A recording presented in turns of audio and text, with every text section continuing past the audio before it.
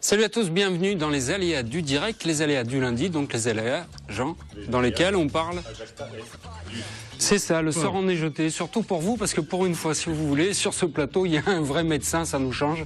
Oui. Non mais honnêtement, si vous voulez, ça fait 1 an que vous me soignez, j'ai toujours les mêmes symptômes. Hein. Il est médecin, mais moi je suis professeur. Ah bah alors, Christian Bénézis, bonsoir, merci d'être avec nous. Je suis surtout patient vis-à-vis du professeur Kahn. Oui, et il en faut, Christian Bénézis, qui est le président d'Aérosport, et qui va nous parler de tout ce qui a été mis en place récemment pour boucler la boucle de 10 ans de travail, on va dire 15 ans. Plutôt 20 ou 30. Plutôt 20 ou 30. C'est pour ça qu'il est bon. Je dis pas, mais c'est la cerise sur le gâteau, on dira. Voilà. Merci beaucoup.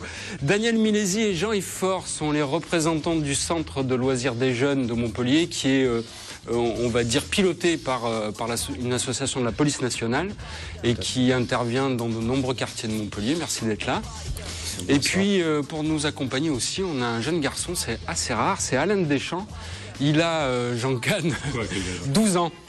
Oui, il a 12 ans. Et il fait partie des 10 meilleurs joueurs de tennis français de son âge. Il a disputé un tournoi dans son club ce week-end qui réunissait de nombreux joueurs de toute la France au Grau-du-Roi. Et pour en parler, il sera accompagné de Christian Pellatan, qui est un des organisateurs de ce tournoi. C'est le Gros du Roi, lui. Ah oui, le Gros du Roi, il est beau. Hein. Oui, mais c'est aussi le conservateur du musée de Louis-Nicolin. Mais ce soir, on va parler tennis. Merci à tous d'être là. On va commencer, honneur aux plus jeunes, hein, pour une fois, par Alan. Alan, c'était quoi ce tournoi ce week-end que tu as disputé? Alors, c'était les phases qualificatives pour la Coupe de France d'hiver 13 ans, qui s'est déroulée au Grau-du-Roi. Il y avait 4 poules de 4 garçons, donc 3 matchs chacun. Et il en faisait partie. Et il fallait gagner les 3 matchs pour être sûr d'être qualifié? Voilà, il fallait gagner les 3 matchs. C'est pas ce qui s'est passé? Bah non, j'en ai gagné que 2 sur 3. Oh, c'est déjà pas mal. Ça va. Bon, et c'est quoi le niveau qu'on rencontre à 12-13 ans sur un circuit qui est quand même déjà haut? Bah, il est assez élevé quand même. Hein. On commence à 13 ans à bien jouer. Et... Service, combien le service il fait? Tu es classé à combien? Ils ne peuvent même pas le chronométrer. Ah oui, d'accord. Ouais, il est classé 5-6, Jean. Ah, 5-6, ah oui. Hein? Ouais. Ça commence à faire, hein? Oui, tu as commencé à 5-6 ans aussi, non? Vous le recevez 5 sur 5. En fait, depuis que je sais marcher, j'ai tenu une raquette dans ma main. On ne peut pas tout faire. Non. Christian, c'est un tournoi important, hein, dans le milieu du tennis jeune. C'était important puisqu'on regroupait certainement les 16 meilleurs joueurs de France. Il y avait un autre centre, mais qui n'était pas plus élevé que nous. Nous avions les 16 meilleurs, donc 2 du Languedoc, 2 du Gard, Alan qui fait partie de notre club et son copain Clément qui est dans la banlieue de Nîmes. Oui, c'était parmi les 16 meilleurs joueurs. Alan, pour moi, va être repêché, parce que déjà, il fait partie des 10 meilleurs Français. Donc là, il va avoir une wildcard pour entrer sur cette Coupe de France des 13 ans d'hiver. Qu'est-ce que ça représente, cette Coupe de France des 13 ans d'hiver? Déjà, ça veut dire qu'il y en a une en été aussi? Oui. Oui, après, il y a un championnat de France. Il y a un championnat de France des 13 ans. Cette année, ils avaient demandé la Coupe de France parce que, disons que la Coupe ne se réalise pas en tennis. Il y a un championnat. Là, ils ont créé une Coupe pour faire une compétition supplémentaire qui, je pense, par la suite, va désigner les gens qui vont partir en pôle, ce qui devrait être le cas d'Alan pour l'année prochaine. Alan, pour arriver à jouer au tennis au niveau auquel tu joues, il a fallu arrêter l'école, enfin en tout cas arrêter d'aller à l'école. C'est maman qui fait l'école à la maison tous les jours? Voilà, c'est elle, entre guillemets, qui fait la prof. Et alors? Ça se passe bien. Ça va, pas trop sévère? Non. En tout cas, pas plus que les profs? Non. Bon, par contre, ça demande beaucoup d'investissement de ta part pour y arriver? Oui, ça demande beaucoup d'investissement. Je joue 15 heures par semaine, donc c'est beaucoup. Et sans arrêter l'école, je pense pas que je puisse faire ça. T'aurais pu y arriver? Ouais. Est-ce que c'est bon, ça, docteur? J'étais en train d'y réfléchir. C'est vrai que c'est un de mes dadas, c'est le cas de le dire. 15 ans, c'est pas beaucoup. Là, ce matin, j'ai vu une gymnaste qui fait 45 heures d'entraînement par semaine. Ah, là, ça commence à être lourd. 15 heures par semaine, il a l'air d'être bien bâti, notre Alan, là, et donc il n'y a pas de raison que ça marche pas. Si en plus il aménage bien ses heures de récupération, ses heures d'études et les heures de tennis, il n'y a pas de raison que ça fonctionne pas. Alan, c'est quoi l'objectif pour toi? L'objectif, c'est déjà si je suis repêché pour assister aux phases finales, déjà c'est de gagner le tournoi. Et puis après, il y a les championnats de France d'été, et c'est aussi de remporter le tournoi. Ça, c'est les objectifs, on va dire, à court terme, hein, si on peut parler d'objectifs à court terme quand on a 13 ans, mais tu te projettes comme joueur de tennis professionnel à long terme? Oui. Tu te vois à Roland-Garros, à Wimbledon, c'est ce que tu veux faire? C'est ce que je veux faire. C'est en partant de là, d'ailleurs, que Richard Gasquet est sorti et a pu rentrer dans le... Ah oui, il y a des bons exemples en Languedoc aussi, on est d'accord. Chez nous, on en a eu pas mal, parce que là, Richard, moi, je l'ai suivi pendant de nombreuses années, quand il avait 7, 8, 9 ans, et déjà, il se projetait parmi les meilleurs mondiaux, quoi. Donc c'est un chemin qui est long, hein, qui est parsemé d'embûches, mais je te souhaite d'y réussir, parce que c'est partant de là que tu pourras te projeter vers le plus haut niveau. Faut bosser. Non, mais moi je pense en plus que pour connaître un peu Alan et pour aller tous les soirs dans mon club au Gros du Roi, je vois chaque fois que j'arrive et que Alan a sa période d'entraînement, chaque fois que j'arrive, il est en train de faire ses devoirs dans le clubhouse. Je pense que c'est quelqu'un qui a une tête bien pleine, et il le faut dans le sport. Je pense qu'il est bien équilibré à ce niveau-là. Bon, il y a les parents derrière, c'est sûr, mais je pense qu'il est réfléchi et qu'il sait ce qu'il veut faire. Parce que nous, on est un club formateur au Gros du Roi. On a eu beaucoup d'enfants qui ont bien percé au niveau de la ligue et tout, et qui après se sont arrêtés. Mais là, je pense qu'il y a un petit plus. Christian, quand vous discutiez avec Alan, on faisait appel à une partie de vos compétences qui est d'être médecin du sport, Oui, entre autres, mais pas que. Hein. Mais pas que. Vous êtes aussi présidente d'Hérosport, qui est une structure qui a été créée il y a 33 ans. 33 ans, Docteur et qui, d'après ce que vous m'avez dit il y a une semaine, arrive à son, on va dire, à maturité aujourd'hui. Oui. À maturité, puis surtout, aujourd'hui, on a les structures qu'il faut pour rebondir encore plus, parce que Hérosport, c'est avant tout une sorte d'outil qu'on met à disposition du monde sportif pour les accompagner sur des événements. On a à peu près 1500 à 1600 journées événementielles chaque année qu'on encadre avec nos éducateurs sportifs, mais aussi avec nos carpodiums, les coupes, les récompenses. C'est unique. Il n'y a pas un autre département en France qui dispose d'une structure comme celle-là, mais c'est aussi une structure médiatrice sur d'autres secteurs, la prévention et la santé. Aujourd'hui, je suis moi personnellement chargé d'une mission sur l'Euro-Méditerranée occidentale, sur le bien grandir, accompagner ces jeunes à obtenir la quintessence de leurs possibilités, et chez les seniors aussi, puisque on essaie d'amener les seniors à garder la forme, parce qu'il ne sert à rien de gagner 3 mois d'espérance de vie chaque année, si c'est pour passer les 10 ou 15 dernières années de notre vie au fond d'un lit, dans un mouroir, n'est-ce pas? Vous savez ce que ça donne. Pour voir ce que ça donne. Donc, Hérosport, c'est une structure qui a maintenant 155 personnes plein temps, dont une centaine d'éducateurs. Et donc ce CROL, comme on l'appelle, qui est le centre de ressources logistiques et opérationnelles, c'est en fait la cerise sur le gâteau. Pourquoi? Parce que on met à disposition du monde sportif, des comités départementaux comme des clubs. Il y a une quarantaine de véhicules, il y a 5 tours d'escalade. En gros, une association qui veut monter un événement sportif dans le département. Prend rendez-vous avec nous. Même si elle n'a rien que sa bonne volonté, exactement. Elle vous appelle et vous êtes en capacité de lui fournir le cône de signalisation pour mettre sur la route, le carpodium, et éventuellement les animateurs pour aider. Et la coupe pour récompenser. On a à peu près 4000 journées d'animation par an qui sont faites avec partenariat. On le fait avec la police nationale, avec le CLJ. On le fait sur la tournée d'été où on va sur tous les villages de l'arrière-pays apporter ce qu'ils n'ont pas. Ils n'ont pas d'infrastructure, ils n'ont pas de service des sports. Donc nous, on est là pour assurer la continuité dans l'idée que l'activité physique doit faire partie de notre vie quotidienne, quel que soit l'âge. Écoutez, il y a une course qui s'est déroulée ce week-end vous êtes peut-être intervenu Bien dessus. sûr, C'est les 20 km de Montpellier. Il y a eu 1526 coureurs qui ont participé. Et c'est pour une bonne cause, puisque c'est organisé, Jean, avec le Lions Club de Montpellier et Midi Libre, pour permettre l'achat de fauteuils spécifiques pour la pratique du sport adapté. Et pour la 4e fois, écoutez, c'est Régis Bordier qui l'a emporté en 1h 5 minutes et 54 secondes. C'est sa 4e victoire, autant que Fabien Manzanares. Oui, Fabien. On l'écoute au micro de Mouad El Yakabi. J'ai pas eu entre guillemets de concurrence, donc j'ai géré, je suis parti d'entrée dès le premier kilomètre. J'ai fait le trou à partir du 5e. Donc après j'ai géré, puis j'ai un peu relâché. Après j'ai relancé pour mettre un peu de rythme pour pas que ça revienne trop vite. Et puis pour pas trop leur laisser d'espoir de revenir sur moi. Et puis après j'ai géré jusqu'au bout et j'ai gagné. Donc je suis content aujourd'hui de gagner encore ici aux 20 km de Montpellier, quoi. Ça, c'est typiquement le type d'épreuve sur laquelle vous intervenez. Oui, on est partenaire d'ailleurs du Lions depuis presque la création. Ça fait, je crois, 20 ans.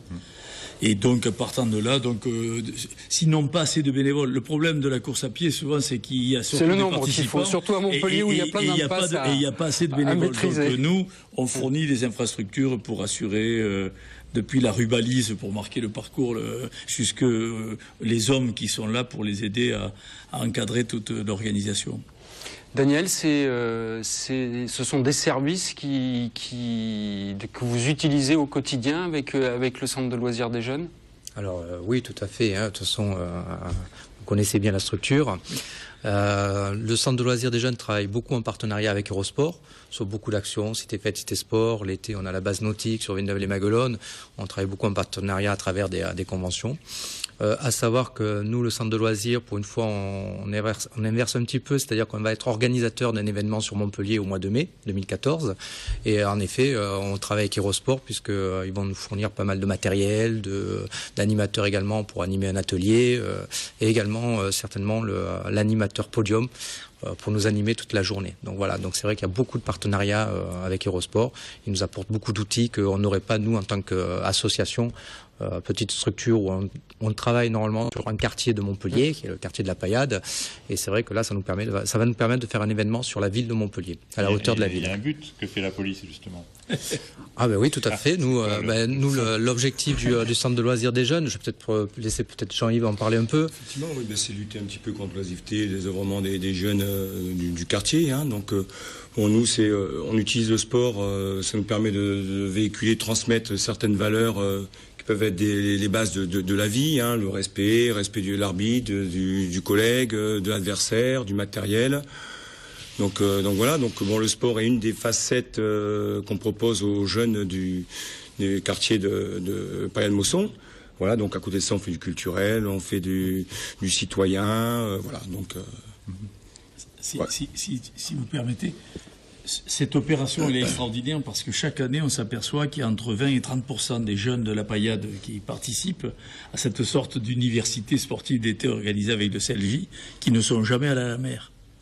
Donc on les transporte jusqu'à Villeneuve-les-Maguelones. Et on est à 10 km de la mer. C'est ça qui est dramatique. Et donc ça rentre, cette opération, dans le cadre de la grande mission qui est une des 4 missions majeures d'Eurosport, qui est de dire il y a 2500 électrons libres dans les villes et dans l'arrière-pays héroltais, à nous de les cibler. Donc on a 14 quartiers, disons, en difficulté dans le département, dont 8 dans l'urbain, ça fait 5 ou 6 à Lodève, à Pézenas, c'est vrai.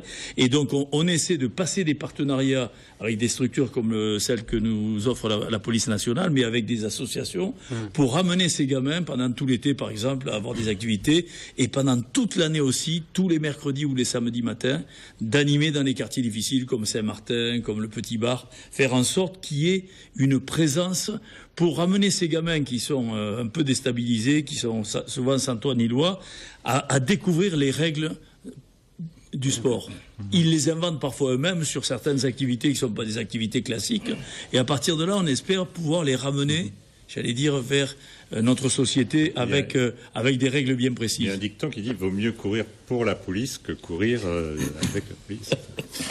Jean-Yves, c'est la police nationale qui cherche à se donner une bonne image vis-à-vis des jeunes ou ça a du sens d'associer la police aux loisirs des jeunes ?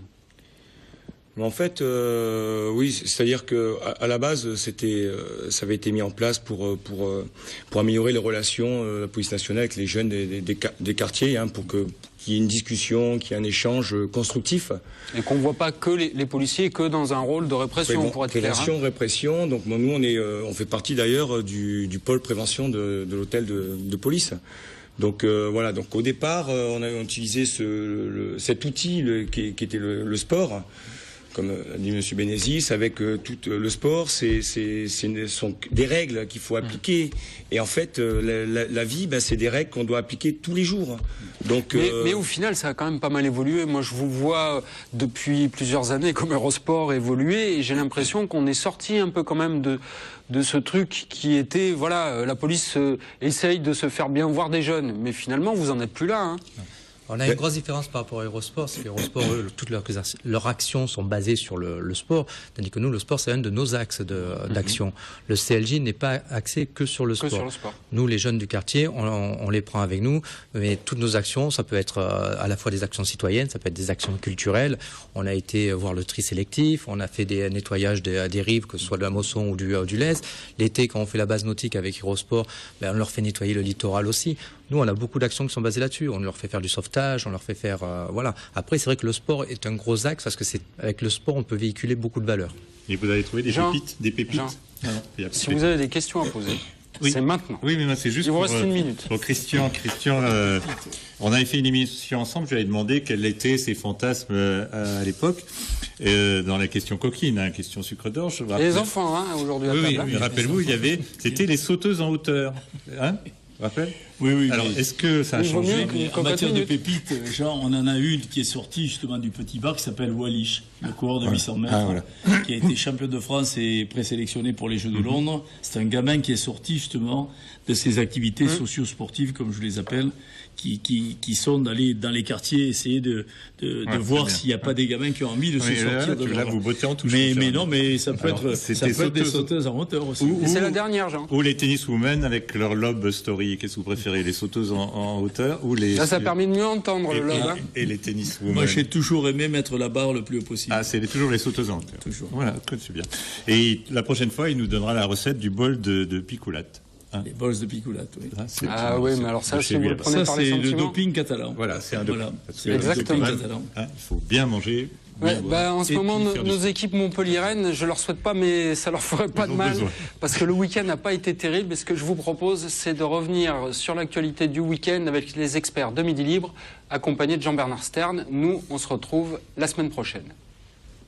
Bonjour à tous et bienvenue au Café des Sports sur midilibre.fr et dans le cadre de l'émission Les Aléas du Direct, c'est sur TV Sud, tous les lundis soirs, vous êtes habitués maintenant. Alors le Café des Sports, c'est à consommer messieurs sans modération, c'est l'endroit où l'on refait l'actualité sportive. Allez, une partie de l'actualité, évidemment le week-end elle est toujours fournie, il faut bien faire des choix. Avec cette semaine Jean-François Bourgeot, dont c'est le retour c'est le monsieur cinéma donc de Midi Libre et accessoirement directeur d'un très beau festival, le festival du film méditerranéen qui a eu lieu il n'y a pas longtemps, et Richard Gougis, le chef des sports, spécialiste s'il en est du football. Alors on va commencer également évidemment par le foot parce que l'actualité, eh bien elle s'est passée à la Mosson et j'ai envie de dire qu'il n'y en a pas beaucoup d'actualité, il n'y a rien de nouveau sous le soleil. Encore un match nul de Montpellier face à Guingamp, c'est pas très glorieux tout ça pour le 600e match de Jean Fernandez et Richard. Que faut-il en penser? C'est décevant, c'est très décevant parce que il y a un goût d'inachevé. C'est vrai que Montpellier aurait dû gagner ce match 1-0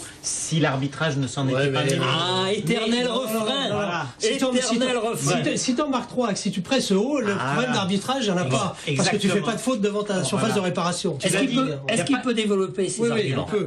Mais moi, j'aurais préféré revenir dans de meilleures conditions quand même. Jean-François a raison, c'est-à-dire que cette équipe n'a pas de marge. Il faudrait qu'elle marque 2 buts ou 3 pour...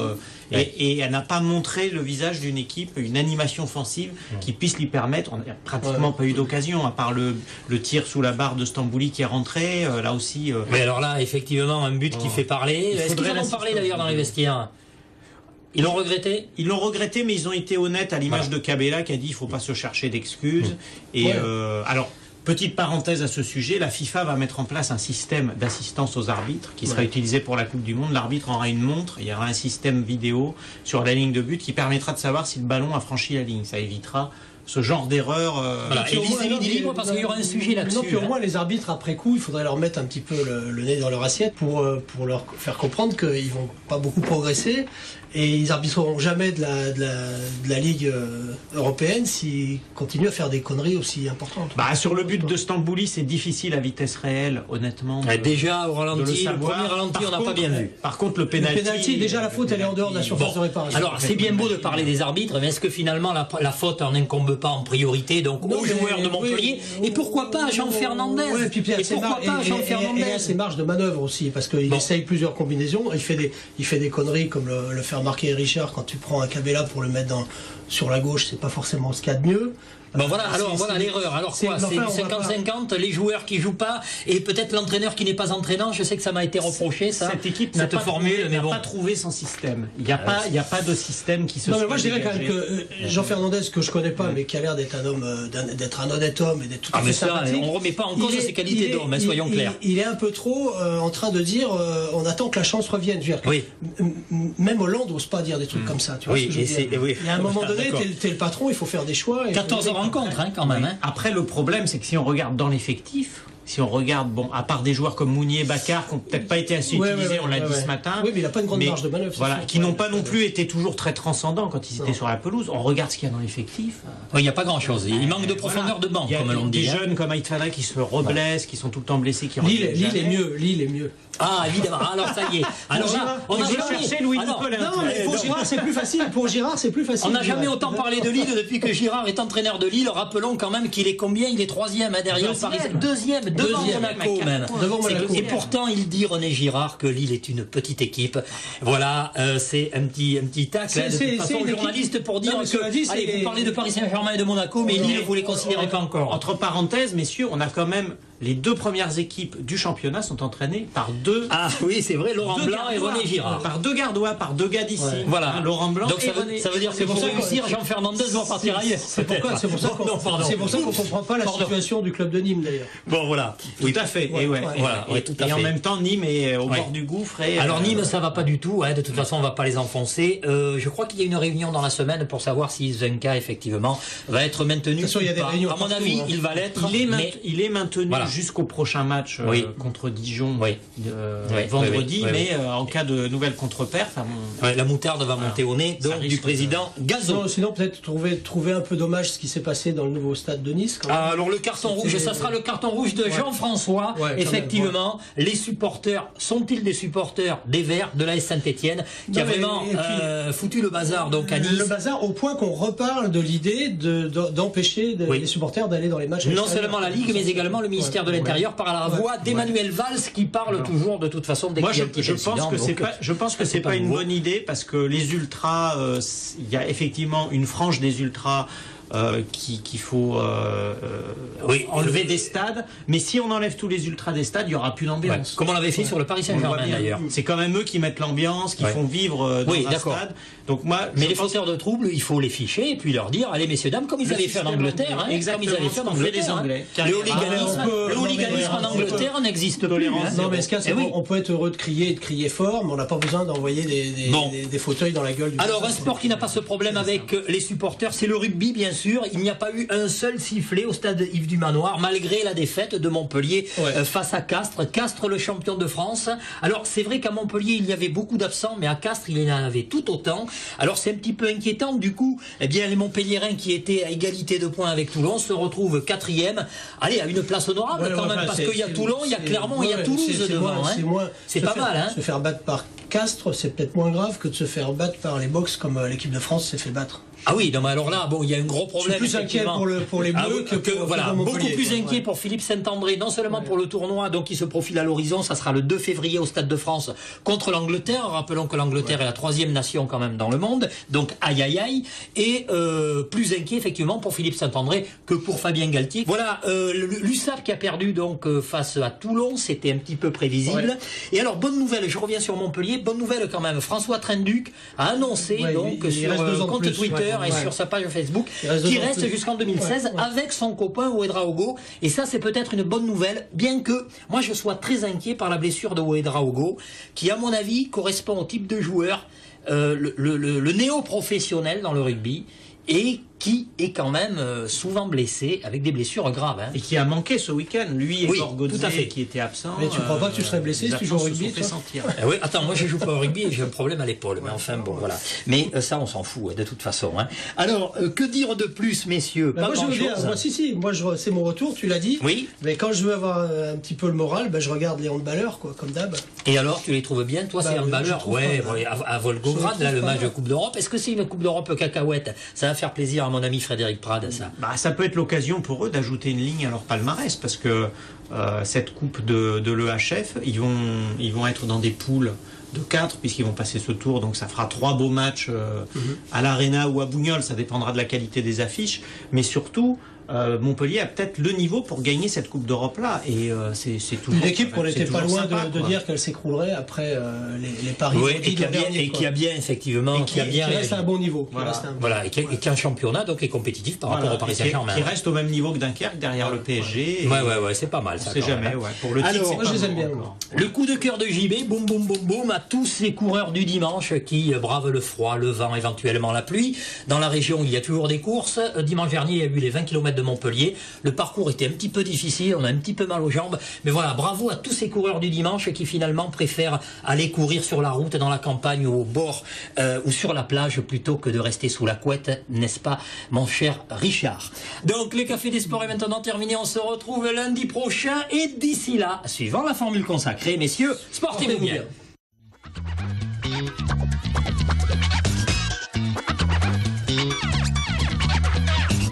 We put the party up.